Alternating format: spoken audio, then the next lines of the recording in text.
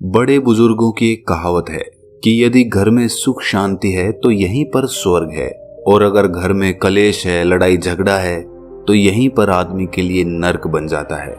ये कहानी आखिर तक सुनने के बाद आपको कुछ ऐसे नुस्खे पता चलेंगे जिससे आप अपना घरेलू जीवन सुख और शांति से बिता सकते हो।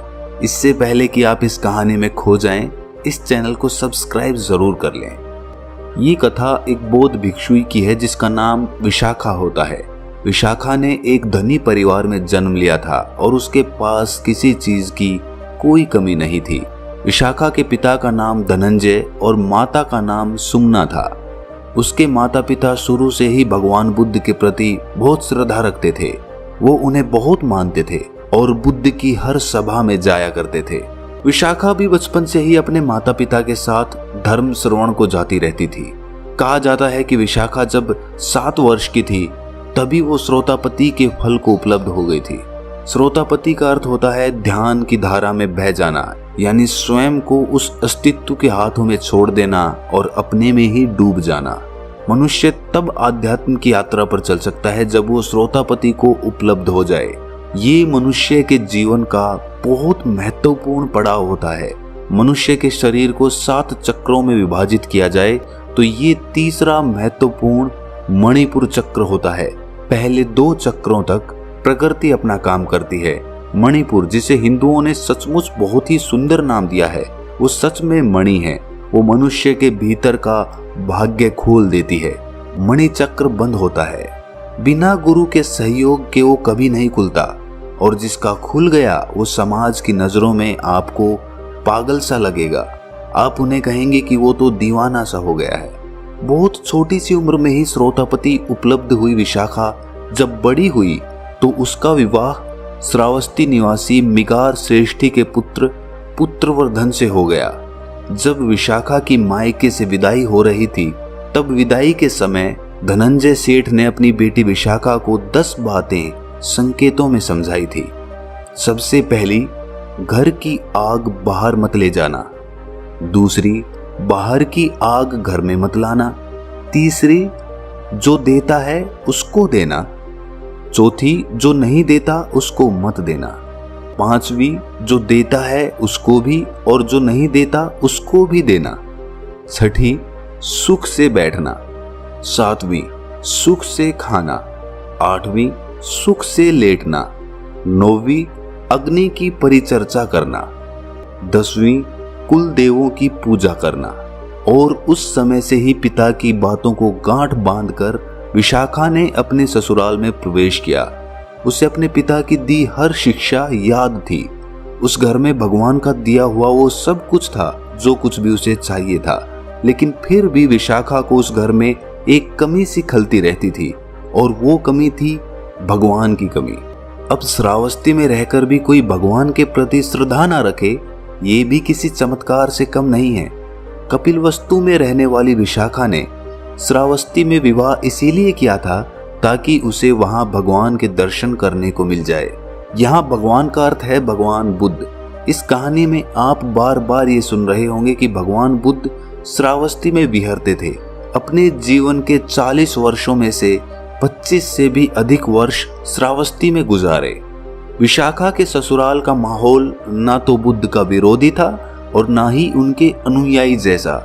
उसके पति और ससुर दोनों ही पूजा पाठ करके धन कमाया करते थे, लेकिन किसी ने भी आज तक किसी संत भिक्षु को ना तो दान दिया था और ना ही उन्हें कभी भोजन करवाया था। उन लोगों ने आज तक वहां पर कोई कुआं नहीं बनवाया, ना कोई बावड़ी बनवाई और ना ही कोई धर्मशाला। यानी इतना सब कुछ होने के बावजूद भी उन्होंने अपनी कमाई से आज तक शुभ कार्य नहीं किया था। ऐसे ही एक दिन की बात है, विशाखा अपने ससुर को गर्म गर्म भोजन परोसकर खिला रही थी। मिगार हमेशा सोने चांदी के बर्तनों में ही भोजन किया करता था। तभी वहां एक बौद्ध भिक्षु भिक्षा मांगने आ जाता है। विशाखा के मन में बौद्ध भिक्षु संघ के प्रति बचपन से ही अपार श्रद्धा थी, लेकिन वो ऐसे घर की बहू बनकर आ गई थी जहां बुद्ध के प्रति, उनके धम्म के प्रति व संघ के प्रति कोई आस्था नहीं थी। वो उनसे ज्यादा प्रभावित नहीं थे। तब उस भिक्षु को भिक्षा मांगते देखकर विशाखा को लगता है कि शायद उसके ससुर ने उस भिक्षु को नहीं देखा, इसीलिए वो थोड़ा किनारे पर हो जाती है ताकि वो उस भिक्षु को देख सके। कुछ देर बाद वो भिक्षु दोबारा भिक्षा मांगता है, लेकिन इसके बाद भी मिगार भिक्षु को देखकर अनदेखा कर देता है और भोजन करता रहता है और कोई प्रतिक्रिया नहीं देता। ससुराल में बिना ससुर की अनुमति के भिक्षु को दान देना भी ससुराल की अवमानना होती थी। तब सही समय और मौके का इंतजार करती विशाखा इस समय को चूकना नहीं चाहती थी। उसने बौद्ध भिक्षु की तरफ देखकर उससे कहा कि भिक्षु जी, आप और कोई घर देखिए, मेरे ससुर तो बासी भोजन खा रहे हैं, आप आगे जाओ। ये बात उसने इतने जोर से कही थी कि उसके ससुर के कानों तक पहुंच जाए। ससुर ने विशाखा की ये बात सुनी तो वो क्रोध से भर उठता है और अपनी बहू विशाखा को खूब भला बुरा सुनाने लगता है। मिगार विशाखा से कहता है कि तुम हमारे घर की वधू हो और सबके सामने हमारी ही बदनामी करवा रही हो, और घर आए भिक्षु को बिना भिक्षा दिए ही घर से वापस भेज देती हो, ये हमारी मर्यादा के खिलाफ है। मिगार विशाखा पर बहुत क्रोधित हो जाता है और क्रोध में आकर पंचायत और विशाखा के माता पिता को इकट्ठा कर लेता है। मिगार पंचायत में कहता है कि मेरी बहू ने मेरे कुल का अनादर किया है, उसने मेरे ही सामने मेरा ही अपमान किया है। उसने एक बौद्ध भिक्षु को ये कहकर घर से वापस भेज दिया कि मेरे ससुर तो बासी खाना खा रहे हैं, आप पंच लोग ही इसका फैसला करो और जो भी हर्जाना होगा मैं उसे मान लूंगा। मुझे मेरे बेटे को मेरी पुत्र वधू से तलाक करवाना है, इसके माता पिता भी यही हैं। इतना कहकर वो रोने लगता है। मिगार को रोता देख पंचायत ने विशाखा से पूछा कि बेटा, तुम सुशील हो, संस्कारी हो, उच्च कुल की हो, पढ़ी लिखी हो, क्या इसी मर्यादा से ये समाज चल सकता है जहां बहू अपने ससुर की सेवा करना तो दूर की बात, उनका मान सम्मान तक नहीं कर सकती।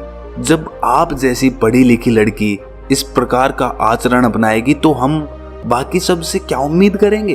तुम बताओ, क्या तुमने सच में ऐसा कहा था कि मेरे ससुर तो बासी भोजन कर रहे हैं? तब जवाब देते हुए विशाखा ने दोनों हाथों को जोड़कर कहा कि पंच तो भगवान के तुल्य होते हैं, मैं आपसे कुछ भी झूठ नहीं बोलूंगी। ये सत्य है कि मैंने ये कहा था, लेकिन क्यों कहा था वो भी आप जान लीजिए।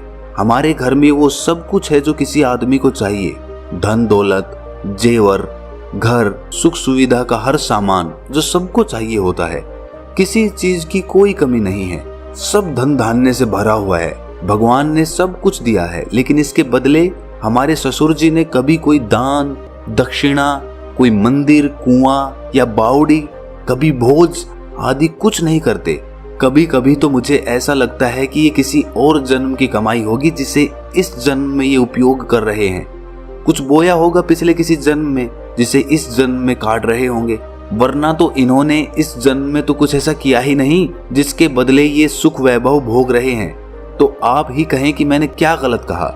मैंने तो उस बौद्ध भिक्षु से केवल इतना ही कहा था कि मेरे ससुर बासी खाना खा रहे हैं। तब आप लोग ही बताएं कि मैं कहां पर गलत हूं, मैंने क्या गलत बोला?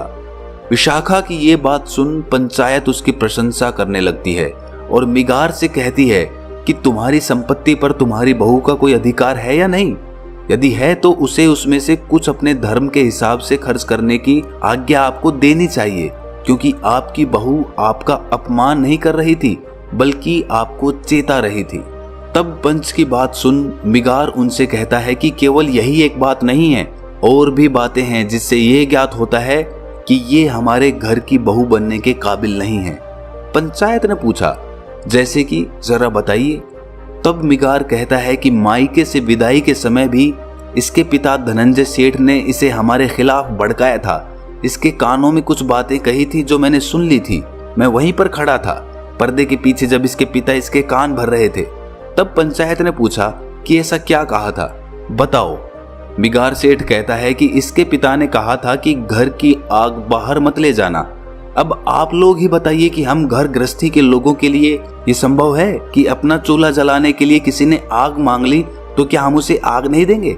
ये तो आसपास पड़ोस में बैर पालने वाली शिक्षा है ना।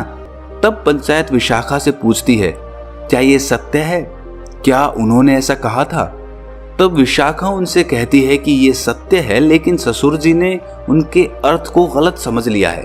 मेरे पिताजी मुझसे बस ये कह रहे थे कि अगर अपने ससुराल में अपने सास ससुर, देवर, पति इत्यादि किसी की भी कोई कमी दिख जाए तो उसे कभी घर के बाहर मत कहना। यदि घर में कभी लड़ाई झगड़ा हो जाए तो वो बात भी कभी घर के बाहर मत कहना। उनका ये अर्थ था इस बात से। अपनी बहू की बात सुन मिगार सेठ हैरान हो जाता है। तब वो कहता है कि बाकी शब्दों के क्या मतलब थे, उनके द्वारा कहे हर शब्द से घर में बैर ही होगी। तब विशाखा पंचायत में कहती है कि मेरे पिता के कहे हर शब्द का अर्थ ससुर जी ने गलत निकाला है। अब जब बात उन्होंने रखी है तो मैं बाकी सब का भी अर्थ बता देती हूँ। मेरे पिताजी ने बाकी संदेश में ये कहा था कि बाहर की आग कभी घर में मत लाना, अर्थात कि यदि मेरे ससुराल के किसी परिजन की कहीं कोई बुराई कर रहा हो और यदि तुम उसे सुन लो तो इस बात को भी घर में मत कहना। ये एक बड़ी आग होती है जिससे घर में समस्या पैदा होती है। उनके तीसरे और चौथे शब्द का अर्थ जो देता है उसको देना और चौथा जो नहीं दे उसे मत देना। इसका यही मतलब था कि यदि किसी पड़ोसी या रिश्तेदार को कोई वस्तु या धन उधार देना पड़ जाए तो उसे ही देना जो वापस कर दे, ना कि उसको जो वापस ही ना करे। उनके पांचवें शब्द यानी जो देता है उसको भी और जो नहीं देता है उसको भी देना। इसका मतलब ये था कि हमारे जीवन में कुछ रिश्ते ऐसे होते हैं जैसे बेटी दामाद, भांजा भांजी, भिक्षु साधु, इन्हें कभी कोई भी चीज वापस लेने के मन से नहीं देना, बल्कि ये सोचकर देना कि तुम्हें यहाँ बस देना है। छठे शब्द सुख से बैठना का मतलब ये था कि घर में ऐसी जगह अदब से बैठना कि यदि कोई बड़ा आ जाए तो हड़बड़ा के उठना ना पड़े। सातवें शब्द सुख से खाना का मतलब है कि भोजन करने तभी बैठना जब सभी घर के बड़े जानवर सब कर लें, वही सुख का भोजन होगा। आठवां शब्द सुख से लेटना, अर्थात लेटने से पहले देख लो कि सास ससुर बड़े बुजुर्ग खाना खा चुके हैं, कोई दवा खानी है तो वो खा चुके हैं, बच्चे सो चुके हैं, घर के दरवाजे बंद हैं, तिजोरी बंद है, कोई किवाड़ खिड़की खुली तो नहीं है। ये सब जांच परख करके लेटना सुख से लेटना है। नौवां शब्द अग्नि की परिचर्चा करना, अर्थात घर में सब स्व प्रेम से रहना, किसी के साथ कोई ऐसी बात या बर्ताव मत करना जिससे वो बुरा मान जाए, सबके साथ अदब से रहना। और आखिर में उन्होंने यही कहा था कि कुल देवों की पूजा करना, अर्थात सभी बड़े बुजुर्ग परिवार के सदस्य हो या बाहर के कोई भिक्षु, सबको पूजनीय समझना, उनकी जरूरतों का ध्यान रखना, भूल कर भी उनका अपमान मत करना। यही शिक्षा देकर मेरे पिताजी ने मुझे विदाई दी थी। मैंने आज भी ससुर जी का कोई अपमान नहीं किया, बल्कि बस यही कहा कि ये हर तरह से सुखी हैं, ये जरूर किसी जन्म के पुण्य हैं। ये सब सुनकर विशाखा के माता पिता उसकी सूझबूझ और समझदारी से प्रसन्न हो जाते हैं कि उनकी बेटी ने उनकी बताई हर शिक्षा का न केवल मान रखा बल्कि उसे याद भी रखा। यहाँ मिगार और सभी लोग ये सुनकर हैरान थे। पूरी पंचायत विशाखा की प्रशंसा करते रुक नहीं रही थी। वहीं दूसरी तरफ इतना सुनकर मिगार की आंखों में पानी आ गया। उसने खड़े होकर कहा कि आज से विशाखा मेरी बहू बाद में और गुरु पहले है, और इसे पूरा अधिकार है कि वो अपने हिसाब से जो धन चाहे उसे खर्च करे। इसके बाद सब अपने घर लौट जाते हैं और घर जाकर मिगार विशाखा से ये कहता है कि क्यों ना कल हम सबको भोजन पर आमंत्रित करें। विशाखा कहती है कि ये तो नेक ख्याल है, और वो अगले दिन सभी संतों को भोजन के लिए आमंत्रित करती हैं। भोजन के उपरांत मिगार ने भगवान के उपदेश सुन उनकी दीक्षा ले ली और बाद में वो भगवान का प्रिय शिष्य कहलाया गया। विशाखा ने श्रावस्ती में एक विहार का निर्माण करवाया। ऐसा कहा जाता है कि उस समय उसमें 20 करोड़ स्वर्ण मुद्राएं लगी थी। वो 1000 भिक्षुओं के रहने का 5 मंजिला विहार था, जिसके अवशेष आज भी श्रावस्ती में देखे जा सकते हैं। कहा जाता है कि विशाखा भगवान बुद्ध की प्रमुख उपासिका में से एक थी, जो भगवान के जीते जी बुद्धत्व को उपलब्ध हो गई थी। श्रावस्ती नगर की विशाखा उन बौद्ध भिक्षुओं में से एक थी जिन्होंने बिना घर को त्यागे संसार में रहकर सभी सुख वैभव को जीकर ध्यान को उपलब्ध हो गई। तो ध्यान को उपलब्ध होने के लिए आपको घर गृहस्थी त्यागने की जरूरत नहीं है। आप अपने घर में रहकर सब सुख सुविधाओं के बीच रहकर उस बुद्धत्व को प्राप्त कर सकते हो। बस आपके मन में वो इच्छा, दृढ़ निश्चय और वो लगन होनी चाहिए जो आपको निरंतर ध्यान करने के लिए प्रेरित करे। क्या इससे पहले आपने श्रावस्ती के बारे में सुना था? यदि हाँ तो कमेंट सेक्शन में हाँ जरूर लिखें और ऐसी ही कहानी सुनते रहने के लिए हमारे चैनल को सब्सक्राइब जरूर कर लें। तो मिलते हैं अगली कहानी में, तब तक के लिए अपना ख्याल रखें।